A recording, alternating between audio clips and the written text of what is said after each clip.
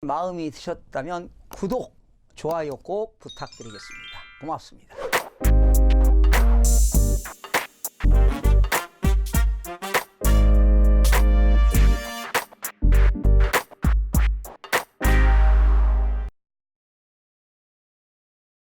시청자 여러분 안녕하십니까? 반갑습니다. 김동수입니다. 이 시간에는요, 수도권 주택 30만호 공급 방안에 따른 제3차 신규 택지 추진 계획에 대한 내용으로 알아보는 시간을 갖도록 하겠습니다. 국토교통부는 2019년 5월 7일 제3차 신규 택지 추진 계획으로 11만호 입지를 확정 발표했습니다. 이날 국토교통부와 서울특별시, 경기도 그리고 대도시권 광역교통위원회는 수도권 주택시장 안정 등을 위해 MOU를 체결했습니다. 국토교통부는 수도권 주택 30만호 공급에 대한 입지를 확정하여 2023년 이후에도 교통이 편리한 지역에 양질의 주택을 안정적으로 공급하기 위한 기반을 마련하였으며 실수요자 중심의 시장 관리를 지속할 계획이라고 밝혔습니다. 또한 향후 주택시장 여건에 따라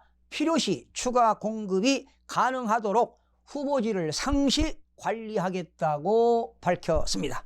자, 그러면 수도권 주택 공급 확대를 위한 합의문 내용을 여러분들에게 소개하겠습니다. 수도권 주택시장 안정을 위한 주택 30만호 공급을 위한 국토교통부와 서울특별시, 경기도는 다음과 같이 노력한다. 합의문 첫 번째입니다. 국토교통부와 각 광역자치단체는 다음 사항을 상호 협력하여 적극 추진한다. 1차가 2018년 9월 21일, 제2차가 2018년 12월 19일, 제3차는 2019년 5월 7일 오늘 발표한 30만 원을 조기 공급하겠다는 내용입니다. 서울시는 제도 개선 등을 통해 도심 내 주택 공급 확대를 조기 가시화하겠다는 것입니다. 제3기 신도시 등 대규모 택지를 교통이 편리한 자족도시로 조성하는 데 지원하겠다는 것입니다. 두 번째는 대도시권 광역교통위원회를 중심으로 교통대책을 차질 없이 이행한다. 주민들이 신규 공공택지 입주 시 교통 불편이 없도록 적극 협력할 것을 주문했습니다. 세 번째입니다. 국토교통부와 서울특별시, 경기도는 실국장급 협의체를 구성하여 합의문 이행을 차질 없이 추진한다. 이런 내용들이 합의문 내용이 되겠습니다. 그러면 11만호 입지 확정 발표인 30만호 공급 방안에 따른 제3차 신규 택지 추진 배경을 설명드리겠습니다. 주택시장 안정을 위해 수도권의 30만호 공급 계획을 발표한 것이 2018년 9월 13일 부동산 대책을 발표했죠. 1차로 17곳에 3만 5천호 9월 20일 발표했고요. 2차로 41곳에 15만 5천호 지난 12월 19일에 발표했습니다. 신도시 330만 제곱미터 이상, 남양주시, 왕숙, 하남, 교산, 인천, 계양 등 3곳이 되겠습니다. 지금 9.13 대책 발표 이후에 주택 공급 등의 영향으로 2018년 10월 이후 하향 안정세가 지속되고 있습니다. 서울은요 2018년 11월 둘째 주부터, 그리고 수도권은 2018년 12월 첫 주부터 하락으로 전환해서 서울은 25주째 하락하고 있고 수도권은 22주째 하락을 하고 있습니다. 수도권 주택 수급은 안정적이나 이후 공급 기반 마련이 필요합니다. 2018년도부터 2022년 연평균 수도권 입주 물량은 연 25만 호가 되겠고요. 10년 평균 대비 20.7%가 많은 수준이 되겠습니다. 그러면 3차 발표지구 개요를 좀 소개하겠습니다. 지방자치단체 협의가 말이죠. 계속 협의체를 운영하면서 2019년 4월 등을 거쳐서 28곳에 11만호 입지를 확정했습니다. 22곳은 지방공사가 시행하는 등 지역 참여형으로 진행될 예정입니다. 신도시로는요, 제3차 발표지구 신도시는 고양, 창릉동, 그리고 부천, 대장동이 되겠는데 이 두 곳에 말이죠, 무려 5만 8천 호가 신설될 예정입니다. 창릉은요, 서울로부터 1km 내에 있고요. 부천의 대장은 서울, 연접 등 입지가 양호한 편이 되겠는데요. 지난 그 2018년 12월 19일이죠. 2차 발표가 남양주 왕수군요. 1134만 제곱미터에 6만 6천호가 되겠고요.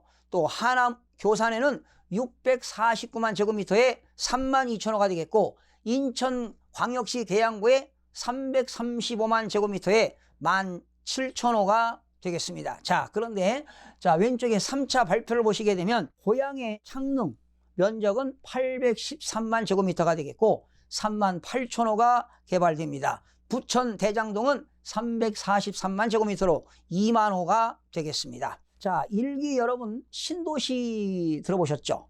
그 당시 분당에는 1964만 제곱미터, 일산은 1574만 제곱미터, 평촌의 신도시는 511만 제곱미터, 중동 545만 제곱미터, 삼보는 420만 제곱미터의 신도시가 개발이 된 바 있는데, 그러면 이번에 이런 신도시 개발하는데 말이죠, 중소규모로 도심지에 있는 국공유지 그리고 유휴 군부지 등 26곳에 5만 2천호를 공급할 예정입니다. 서울권 지구 1만 호는 대부분 역세권에 위치하여 대중교통 이용이 편리하게 됐습니다. 특히 사당역 복합환승센터에 1200호, 창동역 복합환승센터에 300호, 왕십리역 철도부지에 300호 등, 그리고 경기권 지구가 되겠는데요. 경기권 지구는 4만 2천호는 지구 내 인근 지하철이 있거나 신설 계획이 되겠습니다.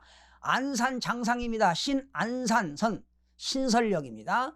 용인 구성역은 분당선 구성역이 되겠고, GTX-A 신설역이 되겠고, 안양 인덕원 4호선 인덕원역 등 이런 데가 바로 경기권 지구로서 지하철역이라든가 신설 계획이 되겠습니다. 자, 그러면 3기 신도시 위치도를 좀 살펴보겠습니다. 고양시는요, 위치가 고양시 창릉동, 고양시 용두동, 고양시 화전동 일원으로서 면적은 813만 제곱미터가 되겠습니다. 평촌이라든가 중동 3번 신도시보다 더 큰 면적이 되겠고요. 3만 8천호가 되겠습니다. 그리고 고양시는 사업 시행자가 한국토지주택공사와 고양도시관리공사가 사업 시행자가 되겠습니다. 부천시 대장동, 부천시 오정동, 원정동 일원은 면적이 343만 제곱미터, 104만 평이 되겠고요. 2만 호가 건설이 되겠는데, 역시 사업 시행자는 한국토지주택공사와 부천도시공사가 되겠습니다. 자, 고양의 창릉동 같은 경우는요, 135만 제곱미터를 자족 용지로 조성하고 330만 제곱미터에 대해서는 공원이라든가 녹지 그리고 호수공원 등으로 만들기로 했습니다. 그렇다면은 아마 양호하고 편리한 환경을 조성할 것으로 예상해 봅니다. 특히 GTX 등 영향으로 인기를 끌 수 있는 지역이 되지 않을까. 그리고 서울의 서부권 수요를 어느 정도 분산시키는데 긍정적인 영향을 미칠 것으로 예상이 되어집니다. 그리고 부천시 대장동, 오정동, 원정동 일원에 68만 제곱미터를 자족용지로 만들고 100만 제곱미터를 공원으로 조성한다는 계획입니다. 30만 제곱미터에는 멀티스포츠 센터도 건립하겠다고 발표했는데요. 자, 문제가 되는 것이 이제 수도권 부천은 과밀억제권역으로서 수도권 정비계획법에 의한 과밀억제권역인데요. 아무래도 인구가 집중되고 많은 또 아파트 단지들이 있기 때문에 공급 과잉으로 그런 현상을 초래하지 않을까, 이런 예상도 해봅니다. 또한 이렇게 수도권의 신도시가 개발이 되게 되면 아무래도 서울 집값이 지난 2014년부터 4년간 많이 올랐기 때문에 서울에서 내 집 마련을 하지 못하는 서민들이 이동 가능성이 높아질 것으로 예상을 해봅니다. 이렇게 정부가 추가적인 주택 공급을 확대한다는 신호가 부동산 시장의 심리적인 안정은 물론 주택가격 안정화에도 크나큰 도움이 될 거라고 예상해 봅니다. 시청해 주신 여러분 대단히 고맙습니다. 매일매일 최선을 다하겠습니다. 내일 아침에 찾아뵙겠습니다.